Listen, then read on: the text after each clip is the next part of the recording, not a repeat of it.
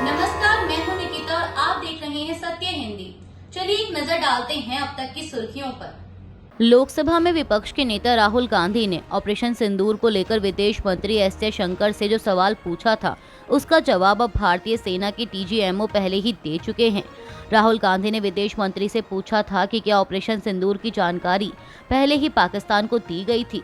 राहुल गांधी के सवाल का जवाब विदेश मंत्रालय ने डीजीएमओ राजीव खई के 11 मई को अपनी प्रेस कॉन्फ्रेंस में दिए गए बयान के हवाले से दिया है, जिसमें राजीव खई ने साफ किया था कि भारत ने ऑपरेशन सिंदूर की शुरुआत में पाकिस्तान को अपने इरादे से अवगत कराने की कोशिश की थी, लेकिन पाकिस्तान ने इसे हल्के में लिया।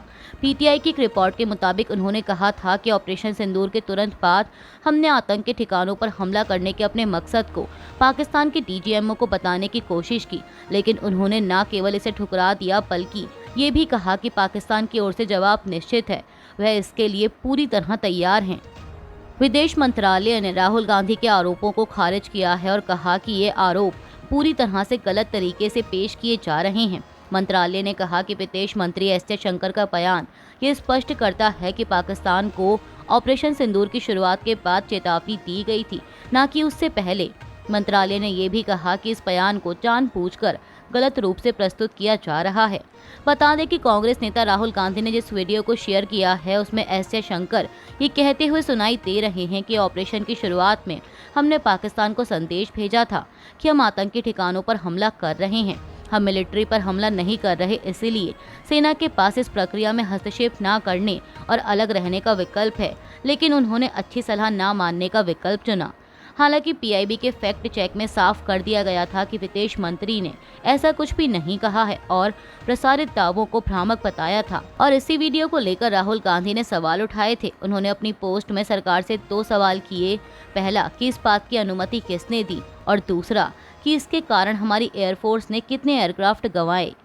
आरजेडी ने शायराना अंदाज में मुख्यमंत्री नीतीश कुमार पर हमला बोला है।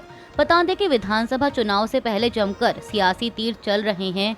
वार पलटवार के माहौल में आरजेडी सोशल मीडिया पर मुख्यमंत्री नीतीश कुमार की तस्वीर के साथ पोस्ट कर सरकार से हिसाब भी मांग रही है। इसी कड़ी में एक बार फिर आरजेडी ने मुख्यमंत्री नीतीश पर निशाना साधा। मुख्यमंत्री को कुर्सी कुमार बताते हुए पलटी मार भी कहा गया। एक्स पर आरजेडी ने शायराना अंदाज में लिखा कि कुर्सी कुमार को है बस कुर्सी से प्यार, ना विचारधारा, ना जनता से सरोकार, ये कुर्सी के लिए पलटी मारते रहेंगे बार बार। आगे लिखा गया कि मुख्यमंत्री नीतीश कुमार को विचारधारा से मतलब नहीं है, कुर्सी के लिए बार बार पलटी मारना आदत है। पलटी मार मुख्यमंत्री को बिहार की जनता से भी सरोकार नहीं है। आरजेडी ने तेजस्वी यादव को विधानसभा चुनाव में मौका देने की अपील की और नीतीश कुमार सरकार को सत्ता से बाहर कर आरजेडी ने तेजस्वी यादव के लिए समर्थन मांगा। भारत ने शनिवार को बांग्लादेश से रेडीमेड कपड़ों और प्रोसेस्ड फूड आइटम जैसे कुछ सामानों के आयात पर बंदरगाह प्रतिबंध लगा दिए हैं। वाणिज्य मंत्रालय के अंतर्गत director general of foreign trade ने इस संबंध में नोटिफिकेशन जारी किया। डीजीएफटी की ओर से लगाए प्रतिबंध तत्काल प्रभाव से लागू हो गए हैं। इन प्रतिबंधों के तहत अब बांग्लादेश से रेडीमेड गारमेंट्स के आयात की अनुमति किसी भी भूमि बंदरगाह से नहीं दी जाएगी। नोटिफिकेशन के मुताबिक इसकी अनुमति अब केवल नहावा शेवा पोर्ट और कोलकाता के बंदरगाहों के माध्यम से ही दी जाएगी। डीजीएफटी के मुताबिक बंदरगाह प्रतिबंध बांग्लादेश से मछली, एलपीजी, क्रश्ड स्टोन और खाद्य तेल के आयात पर लागू नहीं होंगे। मंत्रालय के मुताबिक ये बंदरगाह प्रतिबंध भारत से होकर नेपाल और भूटान जाने वाले बांग्लादेशी सामानों पर लागू नहीं होंगे। कांग्रेस महासचिव जयराम रमेश ने एक्स पर लिखा कि 16 मई की सुबह मोदी सरकार ने पाकिस्तान से आतंकवाद पर भारत के रुख को स्पष्ट करने के लिए विदेश भेजे जा रहे प्रतिनिधि मंडल में कांग्रेस का प्रतिनिधित्व करने के लिए कांग्रेस सांसदों के 4 नाम मांगे थे। इन 4 नामों को 16 मई को दोपहर 12 बजे ही लोकसभा के नेता प्रतिपक्ष ने संसदीय कार्य मंत्री को लिखित रूप में भेज दिया था। आज देर रात यानी 17 मई को सभी प्रतिनिधि मंडलों के सदस्यों की पूरी लिस्ट आधिकारिक रूप से जारी कर दी गई। सबसे दुखद बात यह है कि कांग्रेस नेतृत्व द्वारा सुझाए गए 4 नामों में से केवल एक ही को शामिल किया गया है। यह मोदी सरकार की पूरी तरह से निष्ठाहीनता को साबित करता है और गंभीर राष्ट्रीय मुद्दों पर उसके द्वारा हमेशा खेले जाने वाले सस्ते राजनीतिक खेल को दर्शाता है। मोदी सरकार के कहने पर शामिल किए गए 4 प्रतिष्ठित कांग्रेस सांसद निश्चित रूप से प्रतिनिधि मंडलों के साथ जाएंगे और अपना योगदान देंगे। कांग्रेस प्रधानमंत्री और भाजपा के दयनीय स्तर तक नहीं गिरेगी। यह हमेशा संसदीय लोकतंत्र की बेहतरीन परंपराओं को कायम रखेगी और पक्षपातपूर्ण राजनीति नहीं करेगी। राष्ट्रीय सुरक्षा के मुद्दों पर जैसा कि भाजपा करती है, कांग्रेस प्रतिनिधि मंडलों को शुभकामनाएं देती है। ऑपरेशन सिंदूर और सीमा पार आतंकवाद के खिलाफ भारत की निरंतर लड़ाई के संदर्भ में दुनिया के कई देशों को जानकारी देने के लिए 7 प्रतिनिधि मंडल जल्द ही विदेश के दौरे पर रवाना होंगे। संसदीय कार्य मंत्री किरेन रिजिजू ने सोशल मीडिया प्लेटफॉर्म एक्स पर एक पोस्ट कर देशों का दौरा करने वाले नेताओं की पूरी लिस्ट जारी की है। किरेन रिजिजू की ओर से जारी की गई लिस्ट के मुताबिक इसमें बीजेपी, कांग्रेस समेत कई पार्टियों के नेता शामिल हैं। ग्रुप्स के हिसाब से आपको बताएं कि कौन कहां जाएगा, तो ग्रुप 1 में बीजेपी सांसद बैजयंत पांडा, बीजेपी सांसद निशिकांत दुबे, AIMIM सांसद असदुद्दीन ओवैसी समेत 5 अन्य लोग सऊदी अरब, कुवैत, बहरीन, अल्जीरिया जाएंगे। वहीं ग्रुप 2 में बीजेपी सांसद रविशंकर प्रसाद, शिवसेना से प्रियंका चतुर्वेदी समेत 6 अन्य लोग UK, फ्रांस, जर्मनी, यूरोपीय संघ, इटली और डेनमार्क जाएंगे। बात करें ग्रुप 3 की, तो जनता दल यूनाइटेड से सांसद संजय कुमार झा, तृणमूल कांग्रेस सांसद यूसुफ पठान समेत 7 अन्य लोग Indonesia, Malaysia, Republic of Korea, Japan और सिंगापुर जाएंगे। ग्रुप 4 में शिवसेना सांसद श्रीकांत शिंदे, बीजेपी सांसद बांसुरी स्वराज समेत 6 अन्य लोग UAE, Liberia, democratic Republic of Congo और सिएरा लियोन जाएंगे। ग्रुप 5 में कांग्रेस सांसद शशि थरूर, भाजपा सांसद तेजस्वी सूर्या समेत 7 अन्य लोग America, Panama, Guyana, Brazil, Colombia जाएंगे। इसके अलावा ग्रुप 6 में DMK सांसद कनिमोझी करुणानिधि समेत 7 अन्य लोग स्पेन, स्लोवेनिया, ग्रीस, लातविया और रूस जाएंगे। वहीं ग्रुप 7 से NCP सांसद सुप्रिया सुले, बीजेपी सांसद अनुराग ठाकुर समेत 7 अन्य लोग मिस्र, कतर, इथियोपिया और दक्षिण अफ्रीका जाएंगे। बता दें कि इन 7 प्रतिनिधि मंडल का मकसद भारत के प्रमुख साझेदार देशों और संयुक्त राष्ट्र सुरक्षा परिषद के सदस्य देशों का दौरा करना है, जहां वो आतंकवाद को लेकर भारत का रुख स्पष्ट करेंगे।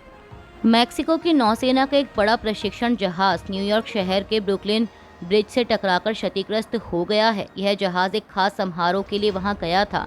एक वीडियो सामने आया है जिसमें दिख रहा है कि शनिवार शाम को जब यह जहाज इस ब्रिज के नीचे से गुजर रहा था तो विशाल मस्तूल पुल से टकरा गया।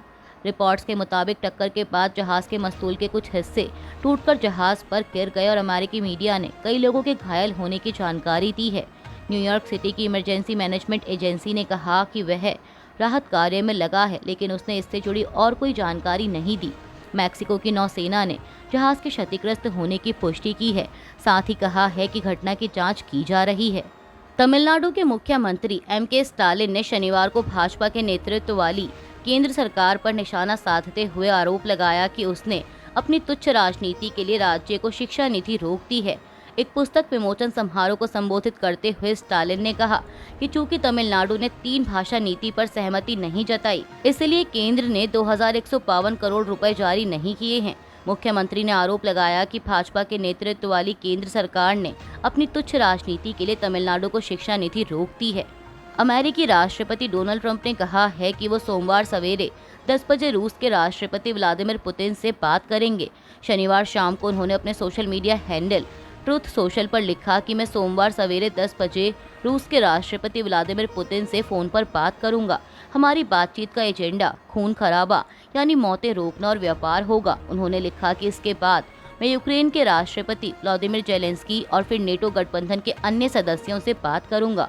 ट्रंप ने आगे लिखा कि उम्मीद करता हूं कि एक प्रोडक्टिव दिन होगा, युद्ध विराम हो सकेगा और ये हिंसक युद्ध जिसे कभी होना ही नहीं चाहिए था वो रुकेगा।